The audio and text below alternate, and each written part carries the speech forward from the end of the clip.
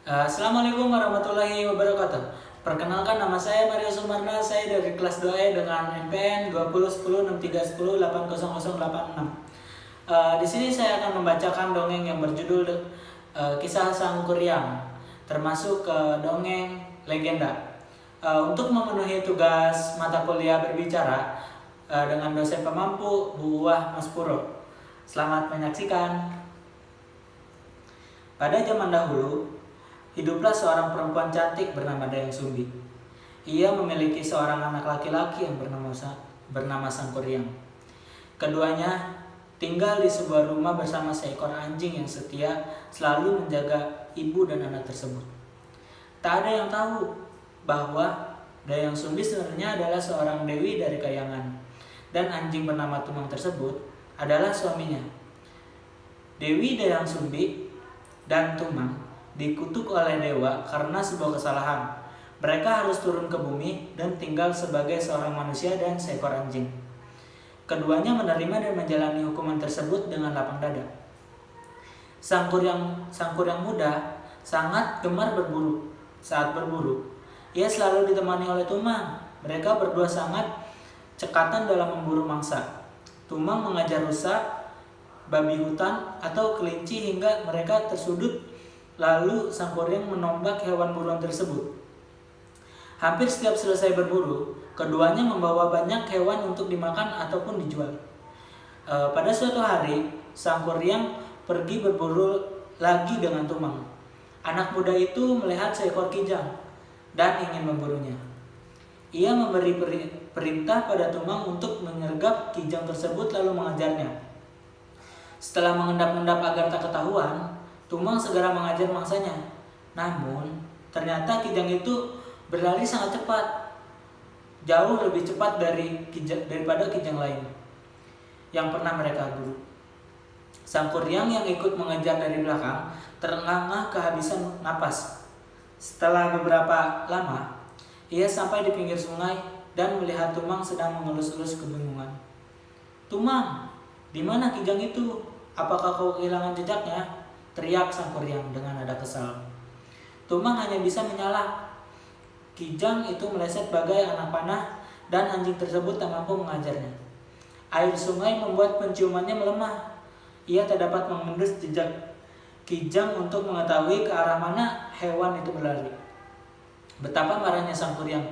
Ia sangat menginginkan kijang itu, dan mereka sudah berlari demikian jauh untuk mengajarnya. "Kau ini bagaimana sih?" umpat Sang Kuryang. "Bagaimana mungkin kau kehilangan jejak kijang itu, dasar anjing bodoh." Dengan marah, diambilnya sebuah batu di pinggir sungai dan dilemparkannya ke arah Tumang. Batu tersebut mengenai kepalanya dan membuatnya tersungkur. Sang Kuryang terkejut dengan apa yang baru saja dilakukannya. Segera dipeluknya Tumang yang tak bergerak lagi. Kepala anjing tersebut penuh darah, matanya terpejam, dan napasnya mulai tak terdengar. "Tumang, Tumang, maafkan aku," jerit Sang Kuryang dengan panik. "Aku tak bermaksud membuat kepalamu terluka. Tadi aku hanya kesal saja. Bangunlah Tumang, jangan kau mati." Sayang sekali, darah di kepala Tumang begitu banyak, hingga akhirnya anjing itu menghembuskan napas terakhirnya. Sang Kuryang menangis sedih. Ia menyesali perbuatannya. Namun, nasi telah menjadi bubur. Anjing kesayangannya itu telah mati. Sang Kuryang menangis cukup lama sebelum akhirnya ia menguburkan Tumang. Setelah selesai, ia berjalan pulang dengan lunglai. Hatinya sangat pilu. Sesampainya di rumah, ia menceritakan apa yang terjadi kepada ibunya. Dayang Sumbi yang terperanjat atas kematian Tumang langsung melampiaskan kemarahannya pada Sang Kuryang. Ia mengambil sendok kayu yang biasa digunakan untuk menanak nasi, lalu dipukulkannya sendok itu kepada kepala Sang Kuryang dan mengenai dahinya. "Pergi kau, anak kurang ajar, berani-beraninya kau membunuh Tumang yang begitu setia padamu." "Tapi ibu..." "Pergi kau, jangan pernah kembali lagi." Dayang Sumbi mengusir anaknya dengan penuh kemurkaan. Sang Kuryang pun meninggalkan rumah dengan dahi terluka dan hati yang pedih. Ia berjalan tak tentu arah menuju kemana saja kakinya yang melangkah, berkelana dari satu daerah ke daerah yang lain. Bertahun-tahun sang kuryang berkelana, dan dari perjalanan tersebut ia menimba banyak ilmu dari perguruan ke perguruan lain. Selain seorang pemuda yang cerdas, ia pun anak seorang dewi, sehingga ia dengan mudah mendapatkan kesaktian dari berbagai perguruan. Semakin hari, kesaktiannya bertambah kuat dan sang kuryang menggunakannya untuk membantu orang-orang yang kesulitan. Hingga suatu hari, sang kuryang sampai di sebuah desa. Sebenarnya desa itu adalah desa kelahirannya, namun sang kuryang tak mengenali karena ada begitu banyak perubahan di sana.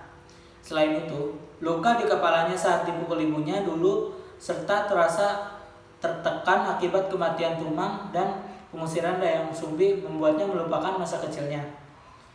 Ketika beristirahat sejenak di sebuah kedai minum, sang kuryang melihat seorang sosok wanita. Ia terpana akan kecantikannya dan berniat untuk menikahi wanita itu. Sang kuryang tak tahu bahwa wanita itu adalah Dayang Sumbi. Oleh karena Dayang Sumbi adalah keturunan dewa, sehingga ia tak bisa menua. Wajahnya semuda gadis-gadis remaja, dan hal itu yang membuat sang kuryang tak mengenali ibunya sendiri. Dayang Sumbi pun awalnya tak mengetahui siapa sang kuryang, sebab anaknya itu telah tumbuh menjadi pemuda gagah dan tampan.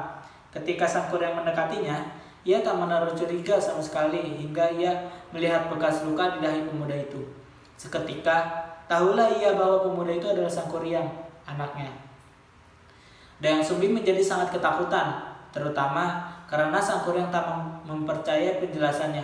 Pemuda yang kasmaran itu bersikeras melamar Dayang Sumbi. Karena kehabisan akal, Dayang Sumbi pun mengajukan 2 syarat. Yang pertama, sang kuryang harus membendung sungai Citarum. Dan syarat kedua, sang kuryang harus membuat sampan besar untuk menyeberangi sungai itu. Kedua syarat itu harus sudah dipenuhi sebelum fajar menyingsing. Dayang Sumbi mengira kedua syarat itu akan membuat sang kuryang mundur. Ia tak tahu bahwa anaknya itu memiliki kesaktian. Dengan cepat, sang kuryang menyanggupi permintaan tak masuk akal tersebut. Malam itu, sang kuryang melakukan tapa, mengumpulkan kesaktian dan mengerahkan makhluk-makhluk gaib untuk membantu menyelesaikan pekerjaan membendung sungai. Dayang Sumbi yang diam-diam mengintip pekerjaan tersebut merasa cemas. Bagaimana jika sang kuryang berhasil menyelesaikannya? Tak mungkin aku menikahi dengan anakku sendiri, kata Dayang Sumbi. Dayang Sumbi pun memutar otak. Begitu pekerjaan sang kuryang hampir selesai, Dayang Sumbi menggelar selendang sutra merah lalu berdoa pada dewa di kayangan untuk membantunya. Selendang merah itu terbang ke arah timur dan menutup sebagian langit. Orang-orang mengira matahari sudah terbit di ufuk karena langit sudah memerah. Sang kuryang terkejut dan tak mengira pagi telah datang lebih cepat dari perkiraannya. Ia pun segera mengetahui bahwa hal tersebut adalah ulah Dayang Sumbi yang tak ingin menikah dengannya. Karena patah hati, sang kuryang menjadi marah. Ia mengamuk, menjebol bendungan yang dibuatnya. Air bendungan menerjang dan mengakibatkan banjir bandang.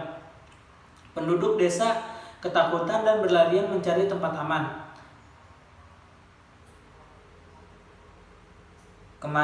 Kemarahan sang kuryang tersebut tak berhenti sampai di situ. Ia pun menendang sampan besar hingga terpental jauh. Kesaktiannya membuat sampan tersebut jatuh terbalik dan berubah menjadi sebuah gunung. Hingga saat ini, gunung yang bentuknya mirip sampan terbalik itu masih bisa kita lihat, yaitu Gunung Tangkuban Perahu. Untuk pesan moral dari dongeng rakyat legenda Tangkuban Perahu ini adalah kita harus selalu menghormati dan menuruti apa kata orang tua, serta sayang kepada hewan peliharaan kita. Juga kita tidak boleh menuruti hawa nafsu sehingga mudah marah. Mungkin itu saja yang bisa saya sampaikan kepada kalian semua, terutama kepada Bu Wah Mas Puro. Terima kasih atas perhatiannya. Wassalamualaikum warahmatullahi wabarakatuh.